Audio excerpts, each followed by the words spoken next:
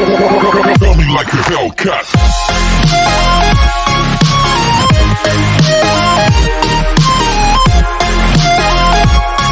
Episode की starting में scene हमें युआन का दिखाया जाता है जो कि सो रही होती है। तभी उसे किसी की आवाज आती है। तभी वो उस तरफ देखती है और कहती है ओह नो। तभी वो एक लड़की को बचाती है। उसे कहती है मिस आपको क्या हुआ, आप क्यों मरना चाहती हैं। अब सीन उस लड़की के घर का दिखाया जाता है जहाँ युआन उस लड़की की सारी बात सुनकर कहती है तो तुम शादी नहीं करना चाहती तो इसीलिए तुम मरना चाहती थी। तुम्हारा दूल्हा भयानक है और तुम्हें पकड़ना चाहता है। तुम चिंता मत करो, हालांकि मेरे पास बहुत सारी समस्या है पर मैं तुम्हारी मदद करने के लिए सक्षम हूँ। तभी वो लड़की कहती है बहुत बहुत धन्यवाद। तभी युआन बेहोश हो जाती है वहाँ पर रखे एक धुएं की वजह से। फिर दरवाजा खोलकर कुछ आदमी अंदर आते हैं। फिर वो लड़की उन आदमियों के पास जाती है। तभी उनमें से एक आदमी कहता है कि मेरे पास एक प्लान है। सीन युआन का दिखाया जाता है जो कि शादी की ड्रेस में बैठी हुई थी। फिर वो कहती है मैं कहाँ हूँ, क्या यहाँ कोई शादी हो रही है। तभी वो अपने आप को देखती है और कहती है ये तो मैं हूँ। फिर उसका दूल्हा अंदर आता है और उसका घूंघट हटाता है। तभी हमें पता चलता है कि वो दूल्हा वेइची है जो कि काफी ड्रिंक कर आया हुआ था और अपने होश और आवाज में नहीं था। तभी दो मेड आती है और बाहर से दरवाजा बंद कर देती है। कहती है जब तक हमारे युवराज को एक बच्चा नहीं मिल जाता तब तक हम ये दरवाजा नहीं खोलेंगे। तभी युआन चिल्लाते हुए कहते क्या कहा तुम दोनों ने, वैसे भी मैं कोई इसकी वाइफ नहीं हूँ। तभी वेइचे अपने कपड़े उतारने लगता है जिसे देखकर युआन कहती है रुक जाओ। वेइचे कहता है कि तुम मेरी पत्नी हो, इसमें गलत क्या है। युआन सोचती है लगता है ये अपने होश और आवाज में नहीं है। तभी युआन कहती है अब जब तुम नशे में हो तो तुम आराम करो। युआन वहाँ से जाने लगती है। तभी वेइचे उसे रोक लेता है और कहता है कि मेरे पास आओ। तभी युआन कहते है ओ नहीं, मेरी बॉडी मेरी कंट्रोल में नहीं है, मैं अपने आप चल रही हूँ। वेइचे कहते तुम मेरी पत्नी हो, तुम्हें पता है कि क्या करना है ना। युआन कहते नहीं। युआन कहते मेरे होठ क्यों सिसक रहे हैं और मैं उसके पास क्यों जा रही हूँ, मैं ऐसा नहीं करना चाहती, तुम उसे किस नहीं कर सकती। तभी वो वेइचे के गाल पर किस करती है। युआन फ्लैशबैक में जाकर सोचती है यहाँ पर एक आदमी उसे कुछ बता रहा था। वो कहता है कि शादी के कपड़े पहनकर शादी की रस्म पूरी करो और वेइचे जैसा कहता है वैसा करना, चाहे वो कुछ भी कहे। फिर वो प्रेजेंट में आती है और कहती है उस आदमी ने मेरे साथ ऐसा क्यों किया। वेइचे ही उसे बेड पे सुला देता है और किस करने जाता है। जैसे ही वो किस करने जाता है तभी वो सो जाता है। तभी युआन कहती है क्या चल रहा है। तभी वो मैजिकल लड़का फिर से आ जाता है। अब सीन हमें उन बंदों का दिखाया जाता है जिन्होंने ये सारा कारनामा किया था, जो कि छत पर बैठकर बातें कर रहे थे। एक बंदा कहता है कि बॉस क्या आप नहीं चाहते कि वेइचे शादी करे। दूसरा बंदा कहता है बॉस हम यहाँ क्या कर रहे हैं। तभी उसका बॉस कहता है कि कल जब दरवाजा खुलेगा तो हम वेइचे पर हंसेंगे। वेइचे के पास भले ही मजबूत मार्शल आर्ट हो पर मुझे गुस्सा दिलाने के लिए आपको यही मिलता है। उसके दोनों बंदे कहते हैं कि बॉस आप बहुत ज्यादा समझदार हैं। सीन हमें युआन का दिखाया जाता है जो कि उस लड़के से कहती है कि मेरी मदद करो। फिर वो लड़का कहता है तुम बदकिस्मत हो, मैं यहाँ नहीं हूँ, ये केवल मेरा एक भ्रम है। फिर युआन कहते हैं क्या ये एक भ्रम है, अगर मैं तुम्हें छू नहीं सकती तो तुम यहाँ क्या करने के लिए आए हो। फिर वो लड़का कहता है मैं यहाँ तुम्हारे सवालों के जवाब देने के लिए आया हूँ। क्या तुम्हें एहसास है कि तुम पर पावर वर्ड का प्रभाव डाला गया है।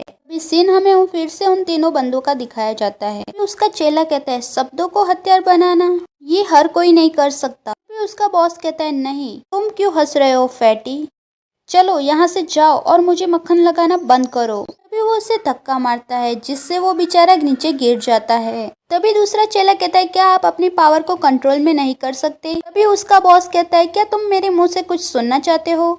वो बंदा कहता है नहीं, मैं आपके मुंह से कुछ नहीं सुनना चाहता। सीन युआन का दिखाया जाता है जो कहते हैं कि चोट पहुंचाने के लिए शब्दों का उपयोग करना, क्या तुम अकेले नहीं हो जिसके पास अजीब क्षमताएं हैं। लड़का कहता है नहीं, ठीक है इस पावर को मुझ पर से हटाओ। फिर वो लड़का कहता है पावर को तुम पर से हटाया नहीं जा सकता पर इसे बदला जा सकता है। फिर युआन पूछती है कैसे। फिर वो लड़का कहता है तुम पर यह प्रभाव सिर्फ आज रात तक ही रहेगा, मैंने तुमसे कहा था तुम्हारा वादा निभाने का वक्त आ गया है। तभी वो वहाँ से गायब हो जाता है। वेइचे जाग जाता है और कहता है अभी वहाँ कौन था। तभी युआन कहते हैं मैं कितनी अनलकी हूँ, ये भी अभी ही जाग गया। वेइचे कहते हैं तुम्हारी हिम्मत कैसे हुई दूसरे आदमियों को देखने की। युआन कहती है तुमने मुझसे ये सब करवाया है। वो उसको पकड़ती है और किस करती है, उसके होठों पर जोर से बाइट करती है। वो मन में सोचती है कि उसने कहा था कि इसे पलटने का एक ही रास्ता है, दूसरे व्यक्ति के होठों पर काटना, तभी दोनों की स्थिति पलट जाएगी। वेइचे उसे अपने आप से दूर करता है। युआन कहती है फाइनली मैंने ये कर दिखाया।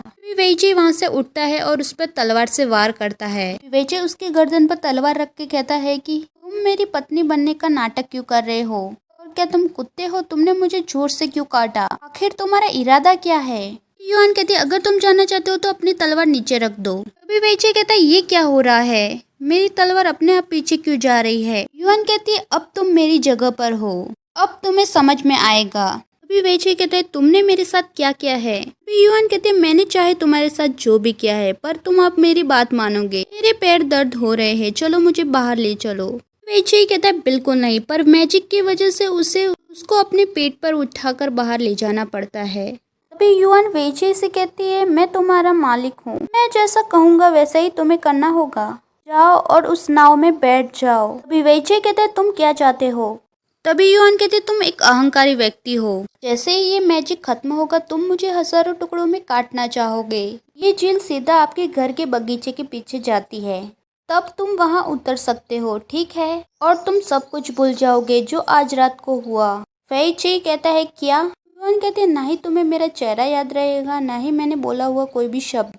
कल से हम दोनों के बीच में कुछ नहीं होगा और हम एक दूसरे को कभी नहीं देख पाएंगे। वेइचे कहता है मैं तुम्हें बता रहा हूँ, मैं तुम्हें कहीं से भी ढूंढ निकालूंगा और तुम्हें इस चीज का भुगतान करना होगा, मेरा इंतजार करना। युआन कहती है ठीक है, मैं तुम्हारा इंतजार करूंगी। तभी वो वहां से चली जाती है। तभी उसके नाव में पानी भर जाता है और वो पानी में गिर जाता है। तभी वो पानी में डूबते हुए अपनी पुरानी यादों के बारे में सोच रहा था। तभी वहां कोई तैरता हुआ आता है। तभी वेइचे कहता है तुम फिर से। अब सीन मॉर्निंग का दिखाया जाता है, जहाँ वेइचे की सिस्टर चिल्लाते हुए आती है और वो रोते हुए वेइचे को कहती है कि तुम मरना क्यों चाहते हो। अभी वेइचे कहता है कि मैंने कब कहा कि मैं मरना चाहता हूँ, मैं तो गलती से पानी में गिर गया। तो तुमने अपनी पत्नी को खोजने के लिए ऐसा नहीं किया है ना। ऐसे भी मैं जानती थी कि मिस चैन इतनी सुंदर नहीं है, भले ही सनी फॉक्स ने उसे किडनैप कर लिया हो, फिर भी तुम ऐसा नहीं करोगे है ना। हमारी शादी की रात को ही उसने मिस चैन का अपहरण कर लिया। वेइचे कहता है क्या वास्तव में उस फॉक्स ने ये सब किया है। उसकी सिस्टर कहती है और कौन ये सब कर सकता है, ऐसे भी उसने तुम्हारी पत्नी का अपहरण कर लिया है। तभी वेइचे कहता है क्या मेरी पत्नी, क्या मैंने शादी कर ली। तभी वो थोड़ा सा मुस्कुराता हुआ कुछ सोचने लगता है। तभी उसकी बहन कहती है तुम किस बारे में सोच रहे हो, इतना ब्लशिंग क्यों कर रहे हो। तभी वेइचे कहता है नहीं, मैं अपनी पत्नी के बारे में नहीं सोच रहा था। अब सीन युआन का दिखाया जाता है, जो कि फिर से उस पेंटिंग के अंदर जाने की कोशिश कर रही थी उस मैजिकल आदमी को सवालों का जवाब पूछने के लिए, लेकिन वो पेंटिंग के अंदर घुस नहीं पाती। तभी उसे याद आता है कि उसने कहा था कि मुझे ढूंढने के लिए तुम्हें कड़ी मेहनत करनी पड़ेगी। तभी वो अपनी आंखों पर पट्टी बांधकर चलने की कोशिश करती है। एक इंसेक्ट आकर उसकी लकड़ी पर बैठता है और उसे तेजी से कहीं लेकर जाता है, और वहां पहुंचते ही वो उसकी आंखों से पट्टी हट जाती है और वो सामने देखती है। वहाँ पर लिखा हुआ होता है युनचैंग पवेलियन। क्या ये वह जगह नहीं है जहाँ वेइचे ही रहता है, पर मैं यहाँ क्या करने के लिए आई हूँ। क्या ये सब भाग्य की तार ने किया है। तभी युआन ने जो अपने आंखों पर पट्टी बांधी थी वो उड़ते हुए कहीं जाती है। तभी युआन भी उसके पीछे पीछे जाती है। तभी वो पट्टी एक दरवाजे के पास रुकती है। तभी वो दरवाजे को खोलकर अंदर जाती है। तभी वो मैजिकल आदमी कहता है आखिरकार तुम यहाँ आ ही गई। युआन कहती है क्या तुमने इस दिन के बारे में नहीं सोचा जब तुमने हम दोनों को जोड़ा। तभी वो मैजिकल आदमी कहता है मैंने तुम दोनों को नहीं जोड़ा। क्या तुम इस सिक्के को जानती हो। जब वेइचे अपने भाग्य के लिए प्रार्थना कर रहा था तभी तुमने इस सिक्के को पकड़ लिया, इसीलिए तुम दोनों का भाग्य जुड़ गया। अगर तुम इससे बचना चाहती हो तो उससे शादी कर लो, लेकिन अफसोस तुम दोनों की शादी पहले ही हो चुकी है। तुम अपने रिश्ते को आगे क्यों नहीं बढ़ाती। अभी युआन कहती है मैं ऐसा नहीं कर सकती, अगर मैंने ऐसा किया तो मैं मर जाऊंगी। वो मैजिकल लड़का कहता है मेरा नाम पे यिन है। तभी वो उसे एक अंगूठी देता है और कहता है ये मेरी तरफ से एक गिफ्ट है तुम्हारे लिए। तभी वहाँ एक आदमी आ जाता है जिसने कल रात वेइचे और युआन को शादी के जाल में फंसाया था। तभी पे यिन कहता है मैं तुम दोनों का इंट्रोडक्शन करवाता हूँ, ये है युआन तुम्हारी जूनियर, और युआन ये है निंगलैंग तुम्हारा सीनियर, तुम उसे लैंग लैंग भी कह सकती हो। वो लड़का कहता है तुम मुझे इस नाम से मत बुलाओ। तभी वो कहता है क्या तुम एक औरत हो? तो तब मैंने गलत इंसान को किडनैप कर लिया था कल रात। युआन कहते कल रात गलत इंसान को किडनैप कर लिया था। वो बता देता है कि तुम्हारी और वेइचई की शादी मैंने करवाई थी। ये मेरा प्लान था वेइचई को सबक सिखाने का। तभी युआन कहते तुमने ये सब किस लिए किया? लैंग कहता है चूंकि तुम अच्छे विश्वास से पूछ रही हो तो मैं तुम्हें बता दूंगा। 1 साल पहले मैं बहुत ज्यादा आलसी व्यक्ति हुआ करता था। तब मैं अपने साथियों के साथ रहता और सुखद जीवन जीता और मैं जियांगनुंग का एक अद्वितीय नायक बनना चाहता था। लेकिन जब मैं विस्तार करने वाला था वेइचई और उसके आदमियों ने उस पर कब्जा कर लिया। इसीलिए मैंने फैसला किया कि मैं वेइचई को मार डालूंगा। वो अपने हाथों से अखरोट तोड़ता है जिससे उसके हाथ में लग जाता है। तभी पेइन उसकी परवाह किए बिना अखरोट ले लेता है और युआन को देता है। तभी लैंग कहता है तुम दोनों में इंसानियत है या नहीं? तभी वो गुस्सा होकर वहाँ से चला जाता है। अब सीन थोड़ी देर के बाद का दिखाया जाता है जहाँ पेइन और युआन ड्रिंक के लिए आए होते हैं। जहाँ पेइन उसे बताता है अगर तुम ये सिक्का खर्च भी कर दोगी तब भी तुम दोनों का भाग्य जुड़ा ही रहेगा। तभी युआन कहती है तब मुझे हीरो बनने की कोशिश नहीं करनी चाहिए थी। तभी पेइन कहता है मैंने गिफ्ट में तुम्हें जो अंगूठी दी थी वो कहाँ है? युआन उसे अंगूठी दिखाती है। वो उस अंगूठी को घुमाता है। तभी बहुत सारी शाइनिंग बटरफ्लाई वहाँ दिखने लगती है। तभी युआन उन्हें देखती है और कहती है ये कितना शानदार है। तभी पेइन कहता है कि इन्हें लवशिक बटरफ्लाई कहा जाता है। ये उन लोगों की भावनाओं से बनती है जो एक दूसरे से प्यार करते हैं। यहाँ जो नीली और सफेद बटरफ्लाई उड़ रही है वो एक तरफा प्यार का प्रतिनिधित्व करती है। सुनहरे रंग की बटरफ्लाई आपसी प्रेम का प्रतिनिधित्व करती है। वेइचई वहाँ से गुजरता है। युआन पेइन से कहते उस पर तो एक भी तितली नहीं है। यह उसके संविधान के कारण है। इस दुनिया में भाग्य मनुष्य या भगवान द्वारा निर्धारित किया जाता है लेकिन वेइचई के पास कोई भी भाग्य नहीं। चाहे उससे कोई भी प्यार करे लेकिन ये विफलता में समाप्त हो जाएगा।